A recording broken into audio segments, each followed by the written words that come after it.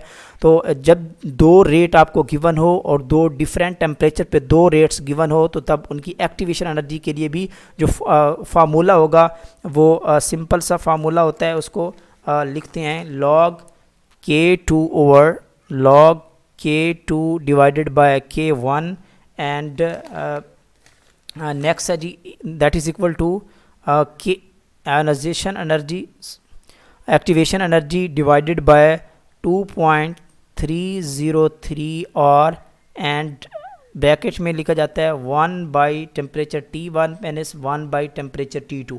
तो to different temperature given है, आप T1 T2 की वैल्यू भी गिवन है और K2 रेट और K1 रेट भी गिवन है और यहाँ से आप इजीली जो R की वैल्यू 8.31 आप पुट कर सकते हैं और यहाँ से आप easily activation energy find out कर सकते हैं। आप इसको कैलकुलेट करें, जब इसको कैलकुलेट करेंगे तो इसका ऑप्शन आएगा 55 किलो जॉल पर mole. Correct option is B. Next question 22, half life sample is 40 days and after 160 days sample will be equal to, ये भी रिपीटेड क्वेश्चन है, इसकी भी हम डिस्कशन कर चुके हैं। देखें 160 डेज एंड 40 डेज, 160 डेज को 40 पे डिवाइड करें तो इसकी जो नंबर ऑफ़ हाफ लाइफ्स आएंगी 160 डिवाइडेड बाय 40, तो इसकी नंबर ऑफ़ हाफ लाइफ्स आती हैं 4। तो इसलिए इसका जो फार्मूला होता है A इज़ इक्वल टू 1/2 की पावर n एंड A0। तो आप सिंपली इसको 1/2 और ये नंबर ऑफ हाफ 4 हैं। तो ये क्वेश्चन जो लास्ट टाइम मैंने आपके साथ FPSC का पास पेपर शेयर किया है उसमें भी ये क्वेश्चन रिपीटेड था। तो 1/16 option is the correct option. Next question 23, in nickel cadmium cell oxidation occur at, तो यहाँ जो ऑक्सीडेशन होती है वो कैडमियम पे होती है, कैडमियम एक्ट एज एनोड। तो ये किस तरह पता चलता है, ये चलता है by the electrochemical series. You have to see the electrochemical series according to the standard reduction potential. तो स्टैंडर्ड रिडक्शन पोटेंशियल की वैल्यू आप देखें तो इलेक्ट्रोकेमिकल सीरीज में टॉप टू बॉटम इंक्रीज हो रही हैं बॉटम की तरफ। तो ये जो है ना जो ऊपर एलिमेंट होता है वो एक्ट एज एनोड होता है, वहाँ प्रेफरली ऑक्सीडेशन होती है, जो नीचे होता है उसको प्रेफरली उसके ऊपर रिडक्शन होती है और एक्ट एज ए कैथोड होता है। तो कैडमियम निकल से ऊपर है, अगर आप इलेक्ट्रोकेमिकल सीरीज में देखें cadmium is above and nickel is below, so cadmium preferably act as anode and nickel act as a cathode. So preferably oxidation occur at the surface of anode, that is the cadmium. So correct option is B. Next question 24, lead in drinking water can be detected. Different metals को water sample में detect करने के लिए आप atomic flame spectroscopy use कर सकते हैं और उससे बेस्ट जो है एटॉमिक अब्जॉर्प्शन स्पेक्ट्रोस्कोपी है। और उससे ज़्यादा अगर आप अच्छे तरीके से डिटेक्ट करना चाहते हैं तो then you can use ICP-AAS, inductively couple plasma atomic emission spectroscopy या inductively couple plasma atomic absorption spectroscopy आप यूज़ कर सकते हैं। So correct option is B. Next question 25, polymer containing fluoride कौन सा ऐसा पॉलीमर है जिसमें फ्लोरीन का एटम मौजूद है, सेलुलोज है, टेफ्लॉन है या स्टार्च है। तो टेफ्लॉन ये वो पॉलीमर है जिसके पास फ्लोरीन के एटम्स मौजूद हैं।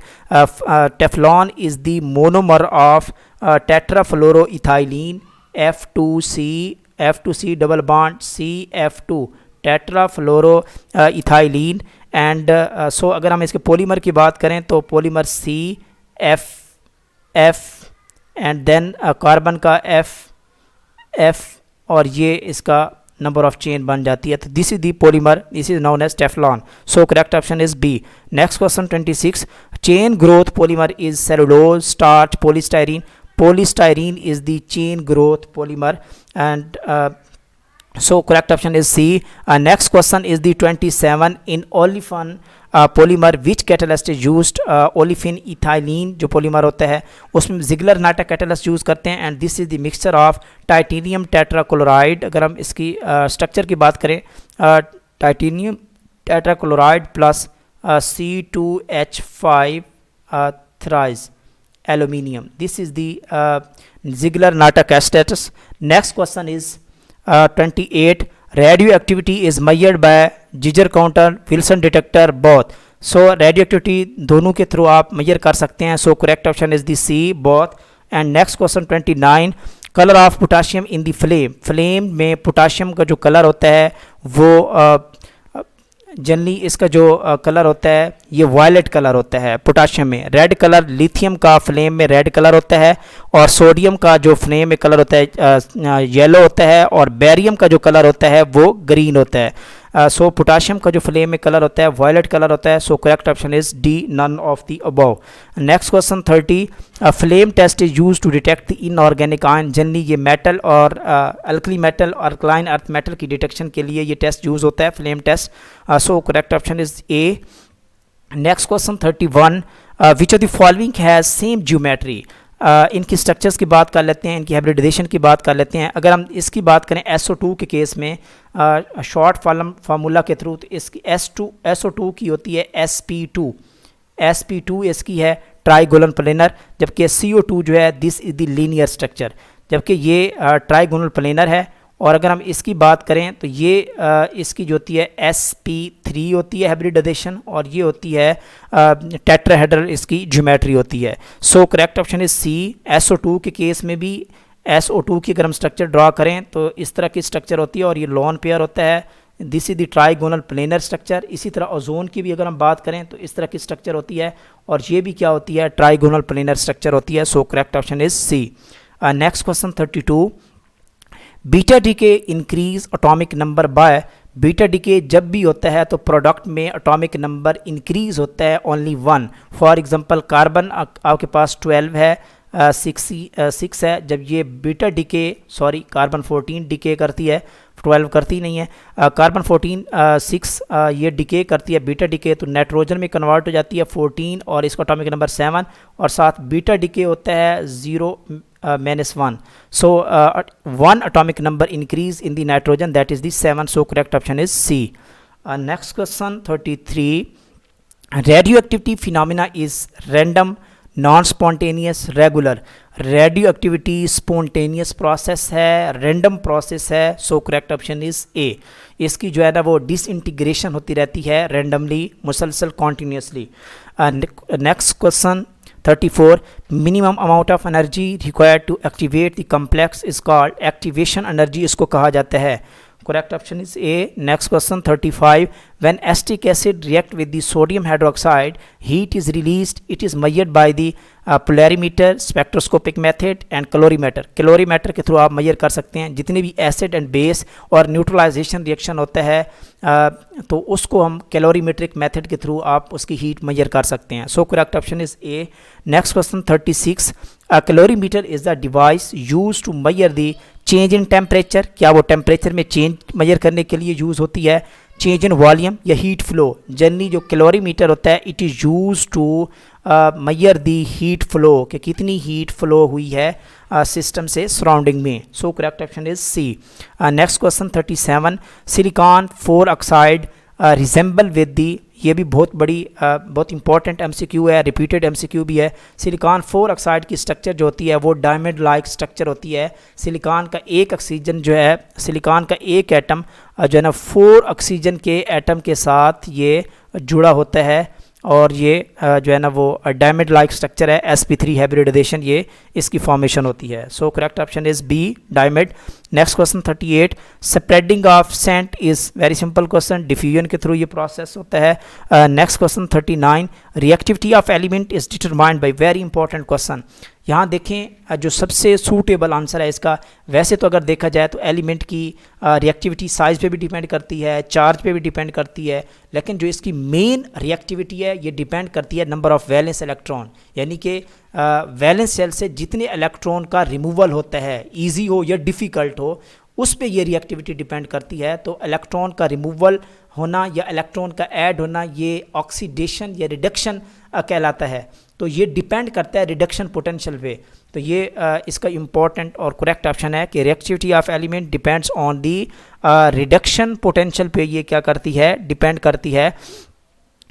इसके अलावा जितना ज़्यादा रिडक्शन पोटेंशियल होगा तो रिमूवल ऑफ इलेक्ट्रॉन उतना डिफ़िकल्ट होगा, तो उसकी रिएक्टिविटी उतनी लो होगी. So correct option is C.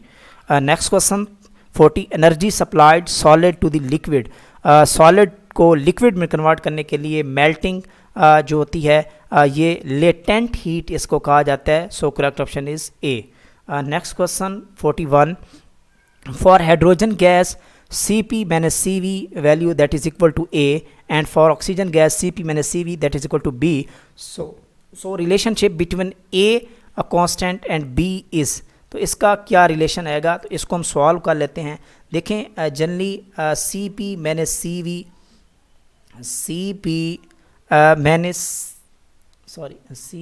minus Cv that is equal to, इसका फार्मूला है R, जनरली हमने ए का ए या बी के इक्वल होता है, तो ये जो C P minus C V है, ये जो ए कोफिशेंट है, ये डिपेंड करता है R divided by molar mass, इसके मोलर मैस पे डिपेंड करता है।